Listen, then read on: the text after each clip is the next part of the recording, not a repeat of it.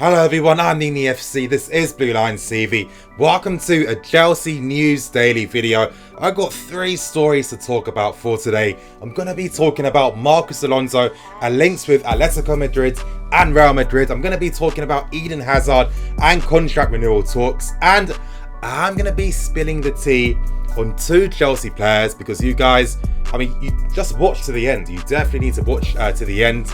I'm going to be talking about RUBEN and how the club wants him to stay and fight for a place this season. But as I said, I will be spilling the tea on 2 certain players, so make sure you listen right to the end. You guys, of course, the News Daily videos are back. Don't forget to smash that like button, help me get more than 1,000 likes for today's video, and press the bell notification button as well to stay tuned to everything Blue Lines TV. Now, starting with the first story, that's in regards to Marcos Alonso. Now this story is actually coming from Diario AS, and they're stating that both Atletico Madrid and Real Madrid are potentially thinking to make a €30 million bid for Marcos Alonso. Now, I can imagine a lot of you guys are shaking your heads with me, honestly, but of course, it's some of the news for today, so I need to give my thoughts and opinions on this story. Now, basically, it looks like Felipe Luis could be potentially leaving Atletico Madrid to sign for Paris Saint-Germain. It looks like PSG weren't able to bring in Alexandro, and Atletico Madrid are looking at a replacement, and they think that Marcos Alonso would be a suitable replacement for him. And of course, with Real Madrid, they're looking at Marcos Alonso because they like his versatility.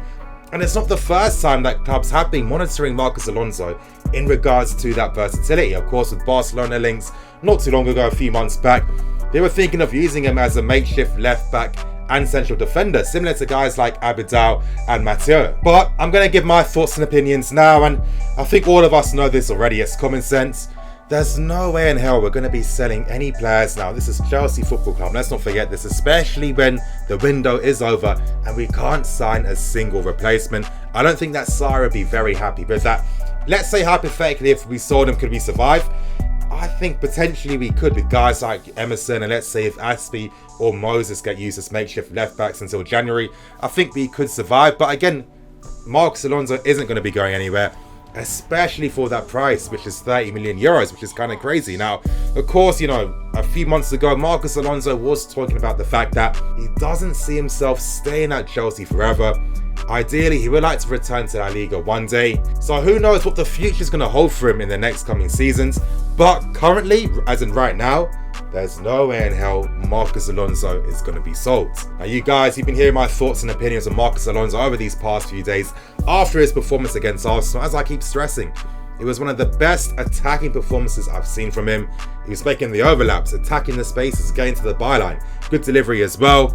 Of course, I'm stressing the attacking side. I'm not talking about his overall performance, but that really did intrigue me. And you guys, as I've been stressing throughout so many videos, I'm willing to give a lot of players a second chance because we are using a new system. Moving on to the second story, and that's in regards to Eden Hazard. Now, reports are coming out that Chelsea are entertaining the idea of starting contract renewals, but Eden Hazard has said that, you know what, I don't want to sign anything until after the season. I want to make sure first that we have secured Champions League football before I tie myself down. I can tell you guys this as well. Chelsea have been entertaining the ideas of starting these talks with Hazard again, but he just isn't interested right now. Now, just to give my thoughts and opinions, already you guys, you probably would have seen the video I did do on Eden Hazard and why he isn't going to be signing for Real Madrid this season. Of course, I was right. Later on in the media, I was actually seeing a lot of the press using some of the same points that I was talking about during that video. And with Eden Hazard, again, you got to see it from his perspective. If he does sign this new contract at Chelsea, that effectively means that he will be staying at Chelsea until he retires. So it is understandable that Hazard wants a lot of reassurances first before he gives into such a massive commitment. And now I personally think, you know what? It's time that Chelsea start actually walking the walk and not just talking the talk, So far, we've been doing a good job when it comes to that, signing good players and not signing any Tom, Dick and Harry like we were doing last season. And in my opinion, you guys, I do feel really optimistic. I just can't lie. It's a combination of playing under Sarri, playing attractive attacking football that is going to get the best out from him. You know, being in a much more relaxed environment when it comes to training and the dressing room as well. And he has that promise of being the richest player in Chelsea's history if he does decide to sign in the end. So he's got a lot of things in his favour. And personally, I think that at the end of this season, I can imagine that he will commit to Chelsea because he'll realise, wow, with Sarri here, finally, it does feel like Chelsea are one of the big clubs in Europe. Now, you guys, for the tea, moving on to the final story, and that's in regards to RUBEN Loftus-Cheek and how Chelsea are telling him to fight for his place for this season. Now, there's a lot of clubs throughout Europe. There's clubs from Spain, Germany, and France that are really interested in trying to secure RUBEN Loftus-Cheek on loan. Now, Chelsea have said to RUBEN, stay, and if you're still not happy, then think of leaving during January. But currently, RUBEN Loftus-Cheek is still quite undecided in regards to whether he wants to stay and potentially fight for a place or do the best option, which is to leave on loan. Let's not forget too, you guys, Loftus-Cheek is under pressure from Gareth Southgate as well. Southgate promised him that if you do play consistently, you are going to be a part of this England team. Now, you guys, here's where I give my thoughts and opinions. Now, if you saw yesterday's video, if you haven't, I suggest you watch that. Again, don't worry, I'm not going to be making the same points from yesterday's video and today's video. I'm actually coming with a completely different angle. Now, you guys, don't forget this.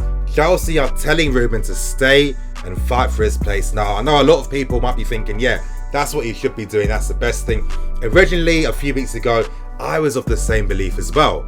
But my opinion has changed, and I'm going to be giving you the stories of two Chelsea players, starting with the first one, and that is Kyoko. Now, when it comes to Kyoko, this summer he was assured that he was going to have a place in the Chelsea squad for this season. And because Kyoko was given that reassurance, he's turned down multiple loan moves and multiple interests from clubs, most significantly coming from Sevilla, who really tried their hardest to try and bring in Kyoko as a replacement for Nzonzi. Now, you might be thinking, why did he end up moving in the end, even though the club did assure him that he is going to be part of the squad for this season? Well, it is typical Chelsea incompetence, and it does come down to Danny Drinkwater, and it's kind of obvious. With the ridiculous asking price we wanted for Danny Drinkwater, that put off a lot of clubs. We tried to use Danny Drinkwater as part of a player plus cash deals, most notably for Wilfried Zaha. In the end, Chelsea couldn't get rid of Danny Drinkwater, and they had to let a midfield player go, and unfortunately that was Kyoko. And in a way, it is a shame because let's not forget, Sevilla wanted him.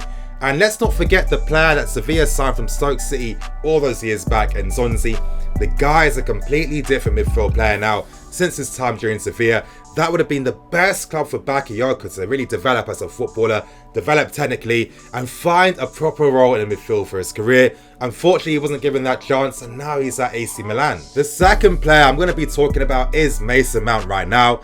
And when it comes to Mason Mount, he was promised that he was going to be part of Chelsea's pre-season tour this summer, and he was going to have that opportunity to work under Sarri. But by now, you guys should know that when Chelsea give promises and reassurances to players, it really doesn't mean shit. Let's be serious. And here's the disappointing thing. It was actually on the day that Sarri officially signed, he was told by club coaches to look for a loan move. Now, this wasn't coming from Sarri or his instructions.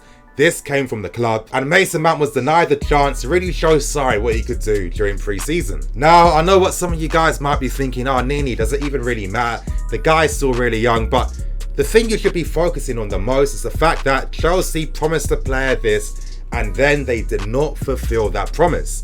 Now, it's the second time Chelsea are telling RUBEN Loftus-Cheek to stay and fight for his place. You guys, a few seasons ago, Stoke City wanted to sign RUBEN Loftus-Cheek on loan for the second half of the season. He wanted to go to Stoke City. Mark Hughes had gassed them up, but Chelsea told him, no, stay and fight for your place. This was when Mourinho left and when Hiddink was in charge, and he stayed, and he still didn't get any opportunities because Hiddink already had his own preferences. Now, put yourself in this situation. I've already given you examples, recent examples of players that have been snaked in a way. We've already seen Chelsea promise RUBEN Loftus-Cheek things before and not fulfilling them. If this was you now, if this was you, would you still think, yeah, my best bet is to stay at Chelsea and fight for my place? Like, come on now, be realistic. If I was RUBEN, I would take heart that a lot of the players beforehand that Chelsea didn't really take too seriously actually went and prospered in their careers. De Bruyne, Salah, who was actually still on loan at Fiorentina, so we could have brought him back if we wanted to. Guys like Lukaku on top of that as well. Just because Chelsea don't rate you doesn't mean you're not a good player. And a cynical part of me thinks that, of course, Chelsea would want Ruben Loftus-Cheek to decide until January, because then they have a few months to persuade him to sign a new contract before he does leave on loan. And if he does that, he's making the biggest mistake. I think Ruben, my personal opinion, man, Ruben, you need to go. You need to play games. It's about quality over quantity. If you're playing first team week in, week out in a real league, instead of playing in Europa League group games, playing in cup games, etc., etc., playing all those token games, that's not really going to benefit your career as much. Yeah, people might be saying, oh, but working under Sarri is important. Well, if you have a fantastic year away on loan, Sarri is definitely going to be looking at you. And it's not as if it's going to take him many, many months to get used to things. So I don't really personally believe that's the right decision. You guys, honestly, after what he did with Palace, being part of the World Cup squad, and it's still not enough to be really strongly considered, I think because he's still young, it's best to leave on loan and get those quality minutes and those quality games. But you guys, in the comment section below, let me hear your thoughts and opinions on these stories today. Give me your thoughts and opinions on Ruben Loftus-Cheek as well. You guys, that's going to end today's Chelsea News Daily video. Please like, comment and subscribe. I'm Nini FC. This is Blue Lines TV. Signing out.